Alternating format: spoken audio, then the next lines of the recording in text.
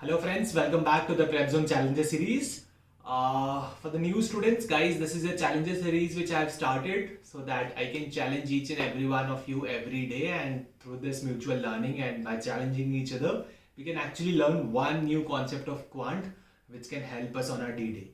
So with that objective, we have done 10 questions so far. We have covered functions and graphs ke some concept. I'm not saying I've covered the entire topic, but yes, some portion, some very important concepts and tricks we have covered of functions and graphs. Now we have moved on to the algebra and graph. Algebra wala portion. So today again we are going to continue the same topic. So let's very quickly move on to the equation. Before doing that, do subscribe to the channel and like this video so that I can stay motivated and work for you guys on this YouTube channel. So let's see what the question is for the day.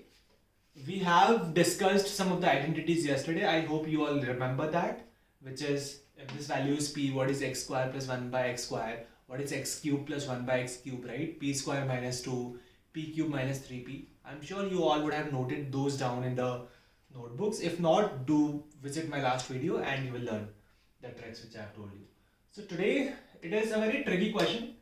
X plus 1 by x is equals to 2, and you need to find out the value of x to the power 27 plus 1 upon x to the power 54. This is 27, this is the double power 54, right? This is the question which you need to find out. Pause the video, tell me कि कितने time में आपने ये वाला question किया. It's a very interesting question and I would really love to see कि who all have got this question within 5 seconds. ठीक है? So please pause the video and attempt this question. So guys बताओ कि कितने लोगों का इसका answer आया एंड आंसर क्या आया. इसी वीडियो के कमेंट सेक्शन में मुझे बताना ताकि मुझे पता चले कि okay who all are really paying attention to the class and learning the CAT concepts. तो यहाँ पे देखो पहला लगता है कि मैं इसको थोड़ा सिंप्लीफाई करूँ, इसको डबल करूँ, इसका क्यूब लूँ, बट क्या उतना ज़रूरत है. जिस बच्चों ने ये वाली इक्वेशन को ध्यान से देख लिया ना, वो इस क्वेश्चन को 2 सेकेंड के अंदर कर सकते हैं. कैसे कर सकते हैं देखते हैं. x plus 1 by x is equals to 2. मैं फॉर्मूले ट्रिक्स एक तरफ है, लेकिन जो नंबर को विजुअलाइज करने की पावर है that itself is the biggest power in this topic. तो मुझे क्या देखना है कि यार ये वैल्यू 2 कब हो सकती है. मुझे बहुत ही क्लियरली दिख रहा है कि x अब की वैल्यू अगर 1 हुई तो ये 1 प्लस 1 इक्वल्स टू 2 आएगा, राइट. मैंने बहुत ही क्लियरली देख लिया कि x की वैल्यू तो 1 ही होगी.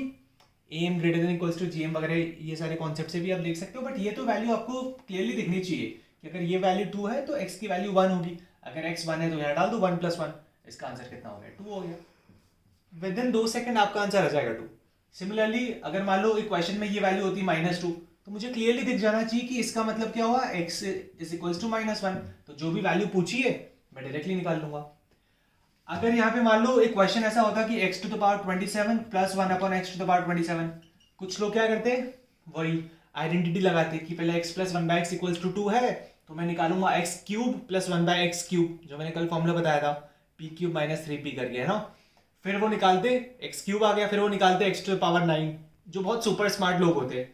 फिर x टू द पावर 9 निकालते, फिर वो निकालते x to the power 27. But guys उतना जरूरत है क्या यहाँ पे, मतलब अननेसेसरी अपने को स्टेप्स बढ़ाने का नहीं है. यहाँ पे क्लियरली ध्यान रखने का कि यार x प्लस 1 बाई एक्स 2 है तो सबसे पहले x इक्वल्स टू 1 है. ऑब्जेक्टिव अप्रोच सॉल्व कर लो, बल्कि सेम मेथड आएगा. तो x 1 है तो वैल्यू डाल दो.